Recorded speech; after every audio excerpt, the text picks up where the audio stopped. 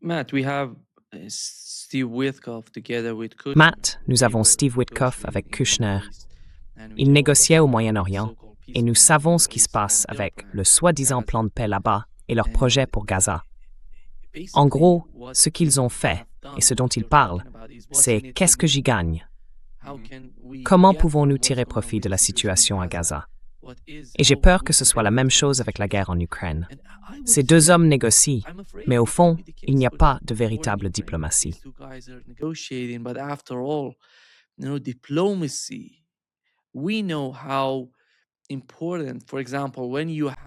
Nous savons à quel point c'est important.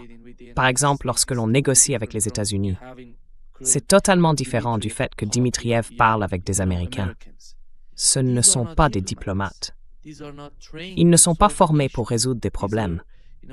Ils savent seulement comment traiter entre eux lorsqu'il s'agit de négociations économiques. Mais ils n'ont aucune idée de la manière d'aboutir à une solution permanente ou durable pour le conflit en Ukraine.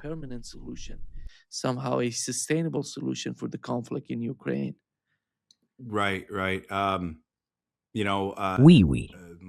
Vous savez, ma collègue Karen Kwiatkowski décrit la politique étrangère de Trump comme un copinage à but lucratif et des guerres trompeuses. Et je pense que c'est un bon résumé de ce à quoi nous avons affaire ici, en termes de personnalité impliquée et de ce qu'elle recherche. C'est vraiment cet état d'esprit du genre. Qu'est-ce que j'en retire? Comment remplir nos poches? Nous avons vu cela dans la première version de cette proposition de paix. L'idée que 100 milliards de dollars seraient prélevés, et cela figurait dans le plan en 28 points. 100 milliards de dollars seraient prélevés sur les avoirs russes, gelés et investis dans la reconstruction de l'Ukraine, et que les Russes et les Américains se partageraient les bénéfices.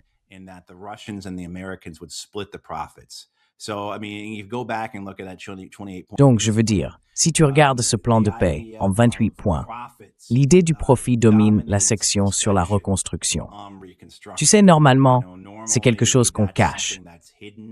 Quiconque connaît le secteur du développement sait à quel point il est sale, sait à quel point il est corrompu, sait que tant d'argent finit simplement par retourner dans les banques américaines et les entreprises américaines, et finalement dans les caisses des campagnes politiques américaines.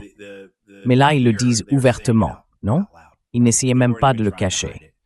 Normalement, un programme de reconstruction d'une telle ampleur, bon sang, les vautours tourneraient déjà autour, tu vois le genre. Comme il est dit dans l'Évangile selon Luc, non? Que dit Jésus? Là où sont les morts, là se rassemblent les vautours.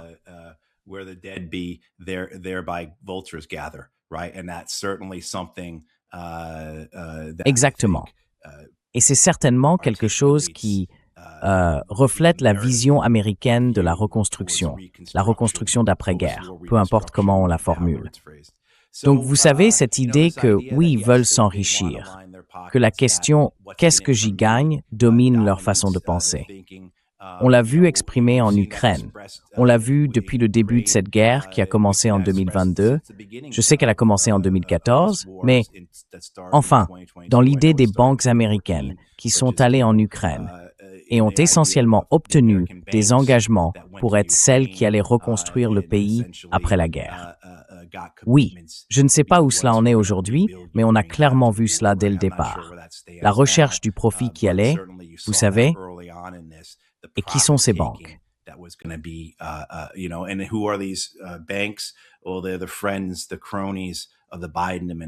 Eh bien, ce sont les amis, les proches de l'administration Biden. Exactement.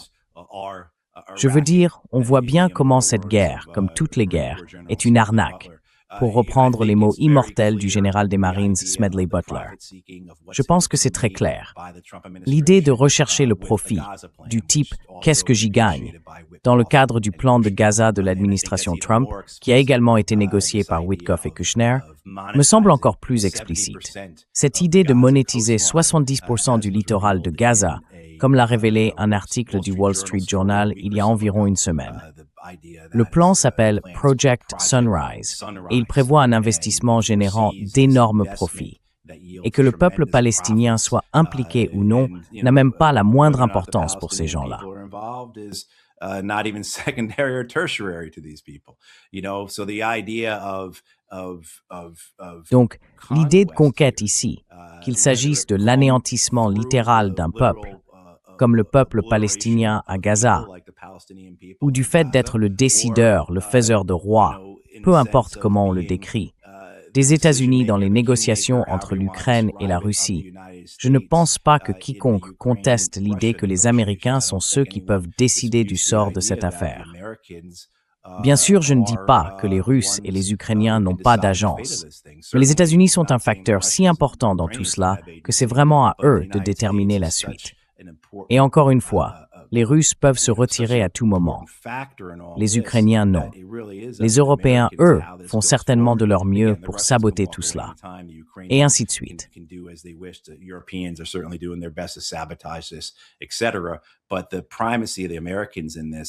Mais la primauté des Américains dans tout cela, eh bien, c'est une forme de pathos. Puisque nous sommes ce facteur dominant, le leadership américain à travers Trump, Witkoff, Kushner, eh bien, cela signifie que nous devrions obtenir le butin, n'est-ce pas? Vous voyez, je veux dire, ce profit grotesque, ce copinage, ces guerres trompeuses, comme dirait Karen, qui définissent et permettent vraiment de comprendre la politique étrangère de Trump. Non pas telle qu'elle est exprimée dans la politique de sécurité nationale, publiée il y a quelques semaines, mais telle qu'elle se manifeste réellement dans l'action. Qu'il s'agisse d'une action militaire, comme celle que nous voyons se préparer au Venezuela, ou d'une action diplomatique, que ce soit en Ukraine ou en Palestine.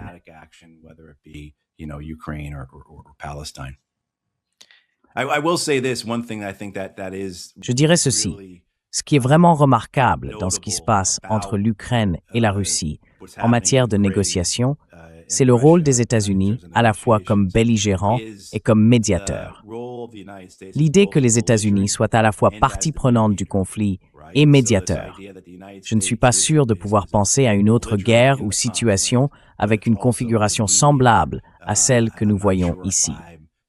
Et bien sûr, je pense que beaucoup d'entre nous ressentent une certaine appréhension à ce sujet. Mais pour l'instant, comme nous le disons, cela a conduit, sous l'administration Trump, à un point où il y aura peut-être une fin à cette guerre, ou du moins une forme de paix.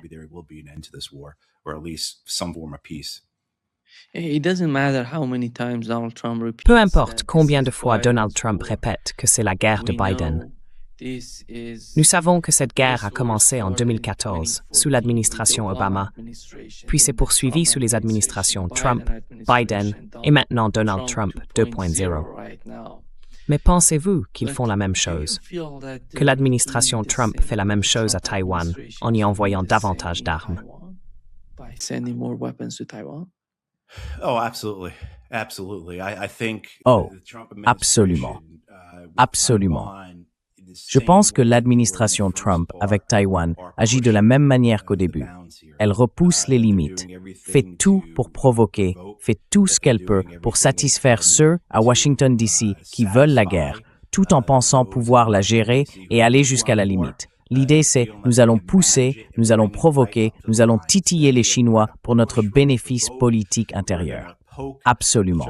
Je pense que c'est ce que vous avez vu se produire avec l'administration Obama.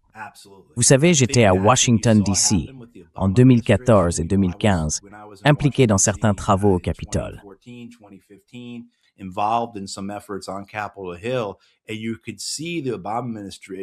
Et on pouvait voir l'administration Obama, vous savez, everything, laisser des marques de griffes sur le chambranle de la porte, tandis qu'elle était entraînée de plus en plus loin dans ce conflit avec la Russie.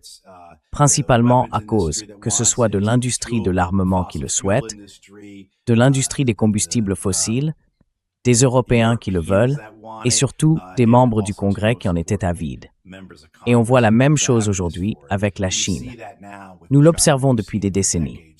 Mais, vous savez, dans la dernière loi d'autorisation de la défense nationale, adoptée il y a quelques semaines, il y a une disposition qui ordonne au département de la Défense d'envoyer davantage de navires à travers le détroit de Taïwan.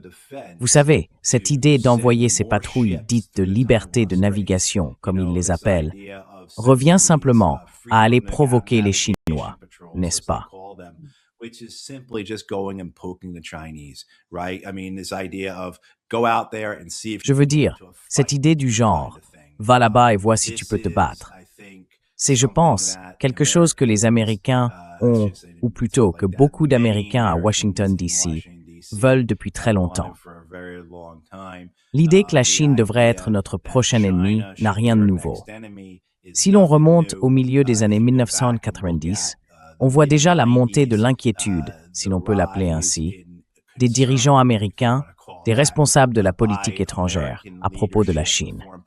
Et bien sûr, la manière dont l'administration Clinton a opéré une transition vers une mise en avant du Pacifique, illustrée évidemment par des tensions autour de Taïwan, y compris l'envoi de 2 groupes aéronavals jusqu'aux côtes chinoises, en disant en substance « Qu'est-ce que vous allez faire à ce sujet ?»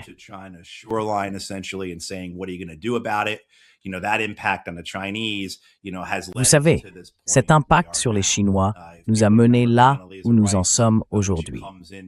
Si les gens s'en souviennent, Condoleezza Rice, lorsqu'elle est entrée en fonction comme conseillère à la sécurité nationale de George W. Bush en 2001, avait déclaré que la Chine constituait la principale préoccupation des États-Unis. Bien sûr, Oussama Ben Laden et Al-Qaïda avaient autre chose à dire à ce sujet, n'est-ce pas? Je veux dire, le pivot asiatique de Barack Obama, c'était censé définir son second mandat. Le pivot asiatique sous Obama a été, pour ainsi dire, plus ou moins annulé, car évidemment, Al-Qaïda et l'État islamique en Syrie avaient eux aussi leur mot à dire à ce sujet.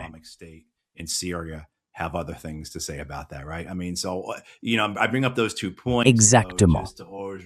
Je veux dire, je mentionne ces 2 points simplement pour rappeler aux gens qu'une grande partie de la réalité de ce monde est façonnée par les actions des États-Unis, n'est-ce pas?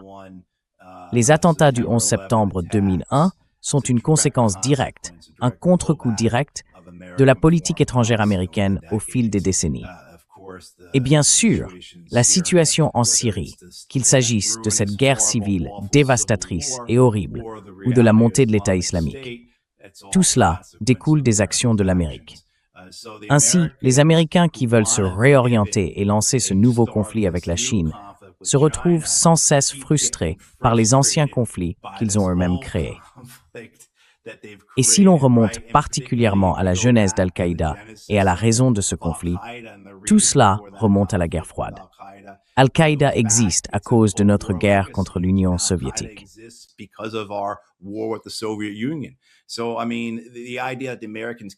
Donc, je veux dire, l'idée que les Américains ne peuvent pas s'empêcher de se mettre des bâtons dans les roues et la réalité que l'héritage de leurs actions se prolonge pendant des décennies. Les répercussions ne sont pas un événement ponctuel. Elles s'étendent sur des générations. Je ne pense pas que ce soit quelque chose que les États-Unis aient jamais vraiment compris. Mais il est certain que la rhétorique sur la Chine, la discussion, l'obsession de la Chine, est bien présente aux États-Unis, à Washington, dans tout le Congrès. Et je ne pense pas que Donald Trump veuille entrer en guerre avec la Chine, mais je crois que son administration aime l'idée, encore une fois, de repousser les limites, de provoquer les Chinois, d'obtenir un soutien politique intérieur, d'en tirer profit, de satisfaire les différentes factions de Washington, D.C. qui veulent la guerre, ou du moins aiment l'idée d'une guerre avec la Chine.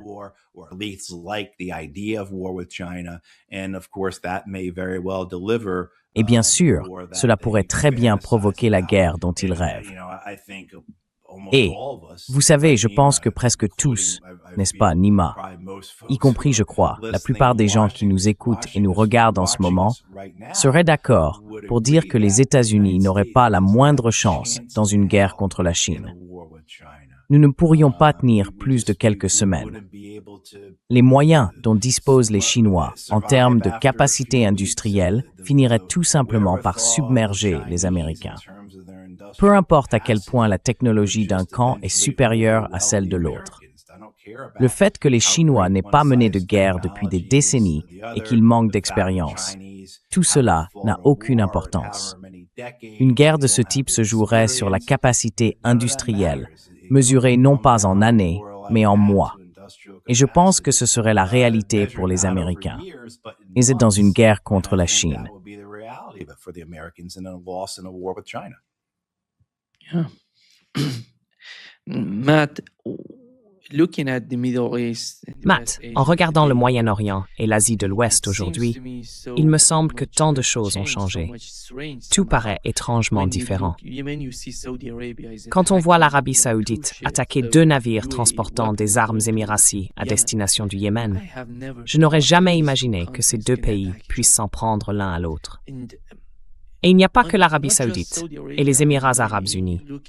Regardez Netanyahou se rendant à Chypre avec la Grèce, formant en quelque sorte une coalition. D'un autre côté, Erdogan se rend en Iran et discute avec des responsables iraniens.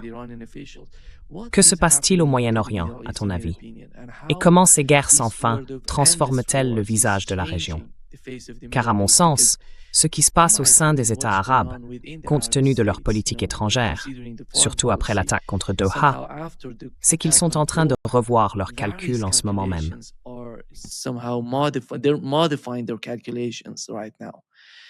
Right. I think, well, and don't forget another big thing that's happened in the last Je pense, week or so is that, eh bien, n'oublions pas un autre événement majeur survenu la semaine dernière environ. Un énorme accord sur le gaz naturel entre Israël et l'Égypte, dans lequel l'Égypte va acheter 35 milliards de dollars de gaz, à Israël. Je pense que ce sont là les conséquences des 2 dernières années de guerre, qu'il s'agisse de la guerre, du génocide à Gaza, du Liban, de la Syrie, des frappes en Irak, bien sûr de la guerre avec l'Iran, des affrontements avec les Houthis, et que les États-Unis et les Israéliens en sont sortis dominants, en particulier les Israéliens. Les Américains, je pense, ont tiré une leçon du fait d'être trop dispersés, vous voyez, et on peut relier cela à ce dont nous venons de parler à propos de la Chine. En fait, je ne devrais pas dire qu'ils ont tiré une leçon.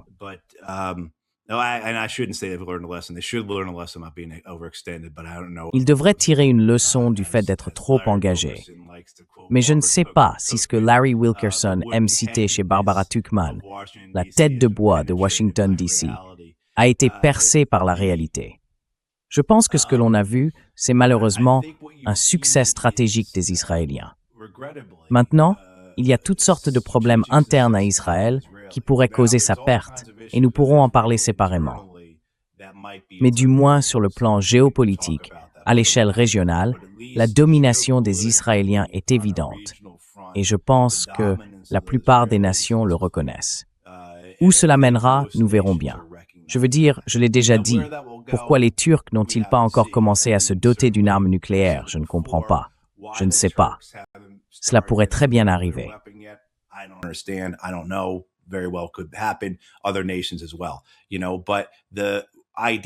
D'autres nations également. Mais l'idée que les Israéliens établissent une certaine primauté, en grande partie grâce au soutien des États-Unis, est évidente. Et je pense que ce que l'on observe, c'est une volonté des nations de collaborer avec Israël, en reconnaissant la réalité qui s'impose à elles, n'est-ce pas? Cela inclut les informations faisant état de liens militaires renforcés entre les États du Golfe et les Israéliens, en passant par les Américains, mais d'une manière qu'on n'aurait jamais imaginé possible il y a encore 5 ou 6 ans. Je pense donc qu'il y a cette prise de conscience. Ce qui en découle ensuite est intriguant. C'est ce bombardement par les Saoudiens des véhicules du STC, le Conseil de transition du Sud.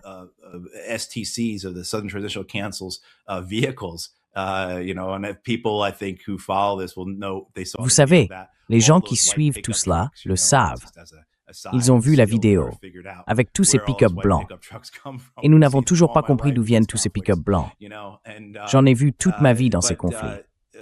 Mais oui, cette idée que les Saoudiens attaqueraient le STC, qui est clairement une organisation alliée aux Émiratis, et qu'ensuite les Émiratis se retireraient aussi du Yémen.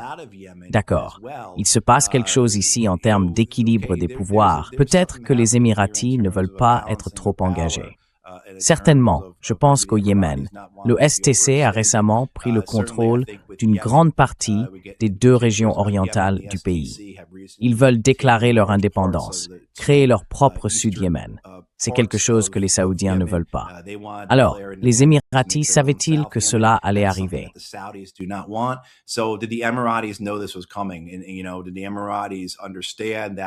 Les Émiratis ont-ils compris que, d'accord, le STC va trop loin, qu'il dépasse les limites de ce que les Saoudiens veulent ici, que cela n'en vaut pas la peine pour eux, qu'ils ne tiennent pas tant que ça à l'idée de contrôler le Yémen, qui préfèrent avoir de meilleures relations avec les Saoudiens, laisser les Saoudiens bombarder ces gens-là, essayer de reprendre un peu de contrôle. Est-ce cela? Laisser les Saoudiens s'occuper du Yémen. Est-ce ce que les Émiratis disent à ce stade? Que cela ne vaut peut-être pas la peine pour eux? Mais vous savez, on observe un changement dans la région à cause des 2 dernières années de génocide. Et bien sûr, si l'on remonte aux causes profondes, les raisons fondamentales pour lesquelles le déluge d'Al-Aqsa a eu lieu, pourquoi la résistance palestinienne a mené ses attaques le 7 octobre, les réalités géopolitiques imposées aux Palestiniens par les accords d'Abraham ont vraiment constitué une motivation majeure.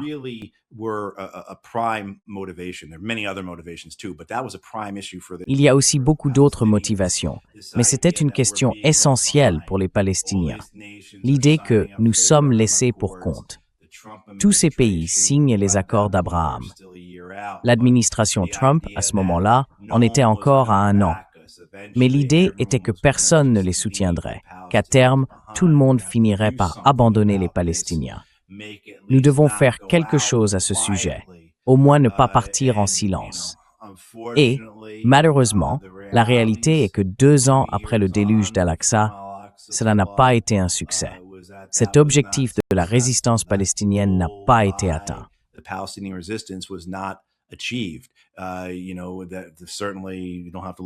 Vous savez, il n'y a pas besoin de chercher plus loin que la résolution du Conseil de sécurité de l'ONU qui a inscrit dans le droit international le plan Trump-Netanyahou-Gaza.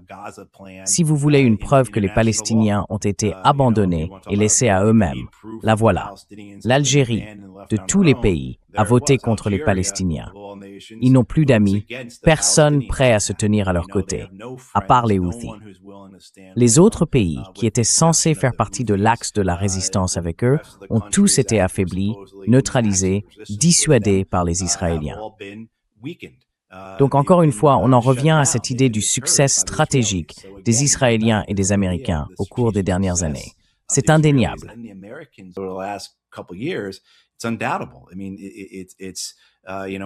Je veux dire, tu sais, on peut passer en revue chaque pays de la région si tu veux, mais c'est la réalité. Je pense qu'il y a une sorte de compréhension qui s'est installée au Moyen-Orient. Pour l'avenir prévisible, Israël est dominant. Et tant qu'il bénéficie du soutien américain, ce qui, tu sais, malgré les sondages d'opinion et le sentiment public aux États-Unis, ne me semble pas prêt de changer. Je veux dire, est-ce que quelqu'un doute que le mémorandum d'accord accordant à Israël 3,8 milliards de dollars par an, qui est sur le point d'expirer, ne sera pas renouvelé? Il est même très possible qu'il soit doublé pour les 20 prochaines années. Si c'est ce que nous avons donné à Israël en 2015, qu'allons-nous leur donner maintenant?